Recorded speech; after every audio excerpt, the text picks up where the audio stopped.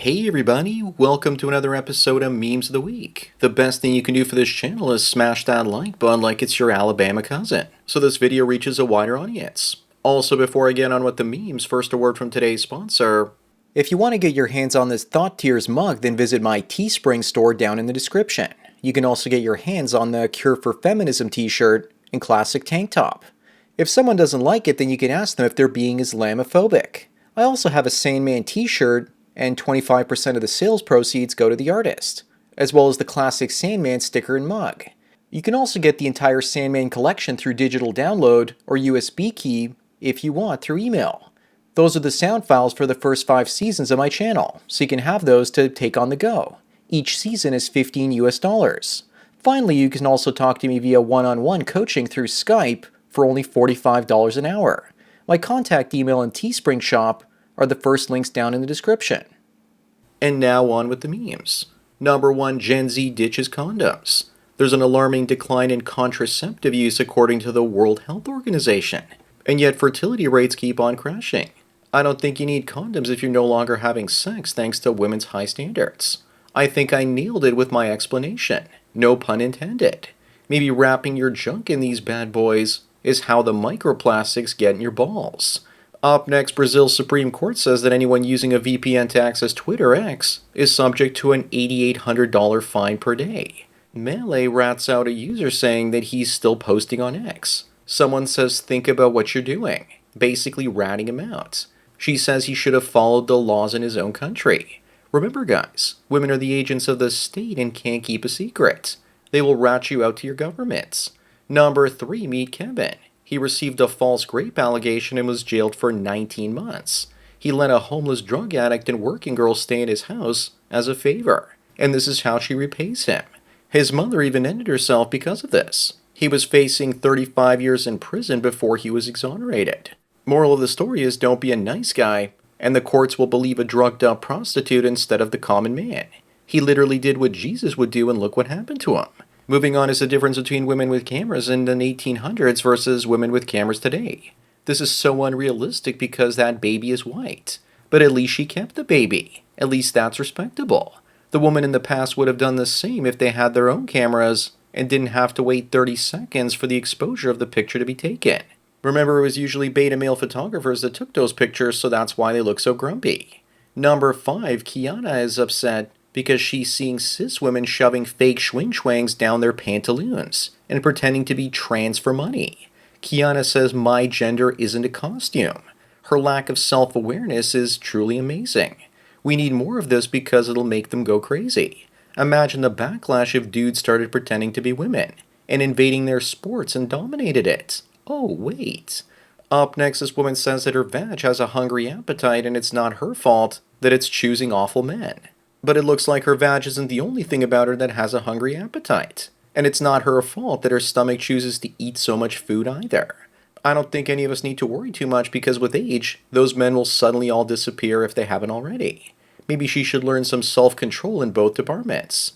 Number 7, this old woman tells her granddaughter that young men today aren't as polite and charming as when she was young. Little Betty there says that's because they're not trying to bang you anymore. Not to mention the fact that many of the young guys these days are raised by rude and entitled single mothers, instead of fathers who would have taught them some manners. Moving on, anytime that there's a serious discussion about female abusers and toxic female behavior, women always pull out the nuclear option about how men grape ladies. And if they didn't get raped, then they tend to lie about it. The first line of defense against female accountability is accusing men of wrongdoing when men accuse them. They are so predictable and petty. The only defense from their games is to simply ignore them. Number 9, at Canadian companies, diversity means that everyone in your company is a brown Indian. Once an Indian becomes a manager, the entire team somehow becomes Indian. I saw this back in the day at Future Shop, the Canadian version of Best Buy. And today I see it at my local Tim Hortons and Walmarts. What's the fastest way to make an Indian company? Hire an Indian hiring manager and wait 3 months. If they can have group preference, why isn't it all right for us crackers to do the same? Up next, it's easier to build strong children than it is to repair broken men. From my experience, you also can't fix broken adult women. If you want to build strong kids these days, you need to homeschool them and keep them away from the gynocentric education system, where almost every teacher is female. Single mothers are responsible for the greatest number of broken adults in our society. Number 11, Esther Vilar, the author of the book The Manipulated Man, says that men have been trained and conditioned by women, not unlike the way Pavlov conditioned his dogs, into becoming their slaves. Will Simp has definitely been conditioned by Jada. Esther Vilar is a woman and she shared women's true nature so that we men have a fighting chance to break free of it. When a woman sees a man, this is what she normally sees. Moving on, what happened to Star Wars? They let Harvey Weinstein's assistant and her lesbian partner wreck it even further with The Acolyte. Women are trying to destroy it even further to get men's attention. Star Wars is dead, and yet they keep shooting it over and over again to make sure it doesn't get up, so an entire generation of men thinks it's awful, and they'll never watch it again. Meanwhile, no matter what they do, Star Wars Lego sales keep staying strong. They'll destroy Disney before they destroy the memory of Star Wars and alienate the true fan base. The original fans like myself faced ridicule being called nerds back in the 80s, and we won't give up the fandom of the original trilogy, no matter what. Number 13, we have another example of diversity. Better.com CEO Vishal Garg fired 900 staffers in the West, and then hired 1,000 in India. Indians like this one protect and promote their own, but that's not racism. It's diversity. He's the CEO and founder, so he wasn't fired. He just apologized and took a short period of time off. Imagine if a white CEO had done this, firing 1,000 Indians and giving their job to white folks. Seems like nepotism has higher rates in cultures that have more cousin marriage for some reason. Up next, in Canada's next election, it looks like polls are showing that the Conservative government is going to get every single seat in the Atlantic provinces of Canada. I'm not really sure if this is real, but I hope it is, and we see it happen. Even if the Conservatives win, there's no way to stop the growing wealth inequality, but it does buy me another 4 or maybe 8 years to get the hell out of here. Number 15, Hank Hill here says he doesn't want to save his data into the cloud. He wants to save it on his own computer in the documents folder that he owns in his own house. Looks like the boomers are having a really hard time mastering technology. Just save your files on your own hard drive or portable ones. I store everything on my own disk drives, and I pay for it, and they can't spy on me once it's in a disconnected hard drive. Moving on, Disney's So White trailer hits 1 million dislikes. It must be those alt-right toxic Russian Star Wars fanbots again. It couldn't be that the dwarves look rather ugly, and so does the lead actress telling them to clean the house instead of her helping out. How can anyone like it when the lead actress is ugly and weird looking? I think that Gal Gadot should have been Snow White, and this sorry face should have been the evil queen and ugly old lady. Number 17, 30 years ago, Jim Carrey was the first actor to have 3 films be number 1 in the same year. I went and saw all 3 of these in the theaters that year, and he's Canadian from just outside Toronto, back when Canada exported some of the best comedians to America. My 2 favorite films of his are still The Truman Show and Eternal Sunshine of the Spotless Mind. Watch them instead of today's woke-tard contents. Up next, speaking of Canada, here's more craziness there. Last year, 1.27 million new people came to Canada, and only 188,000 homes were completed.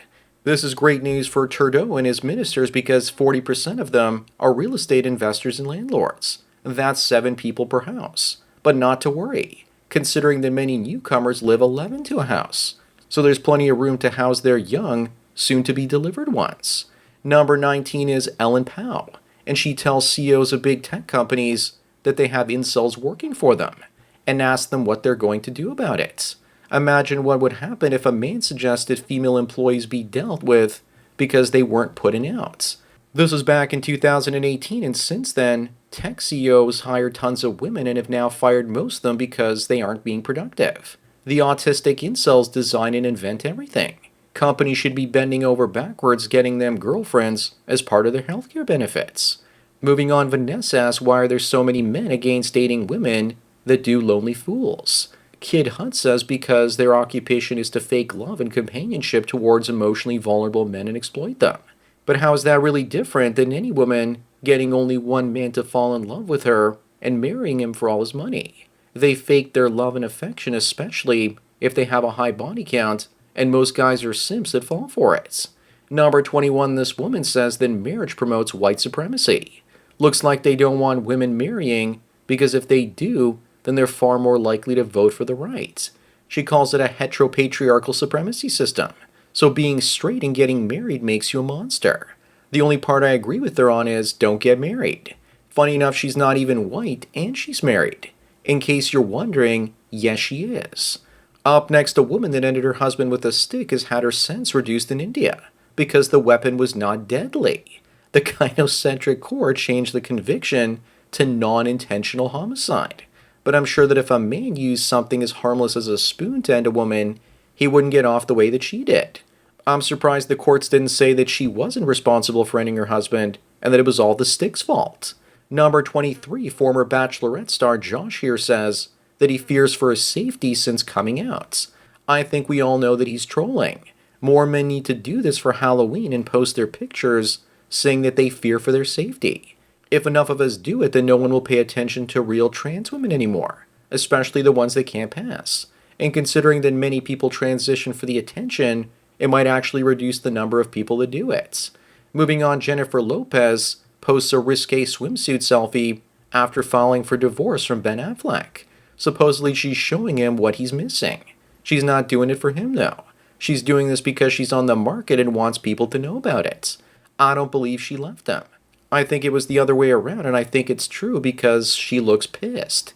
Yeah, he really looks upset after their breakup. Dude looks about as happy as a pig in shit. Number 25 and the last one, what is happening with women in video games? They look like dudes in drag. The left doesn't want men looking at beautiful virtual women anymore. And the best way to get us away from women in video games is to make the women in them uglier than real women. Their strategy will fail and all they'll do is bankrupt the game studios. It's also becoming more and more apparent that AI should replace certain people's jobs and no one would miss them. So that's it for another Memes of the Week. Please give this video a like to push it up in the algorithm and so new viewers can find it. If you enjoyed this series and want me to keep making it, then donate at the PayPal and subscribe star links below. Anyways, enjoy the rest of your day and cheers.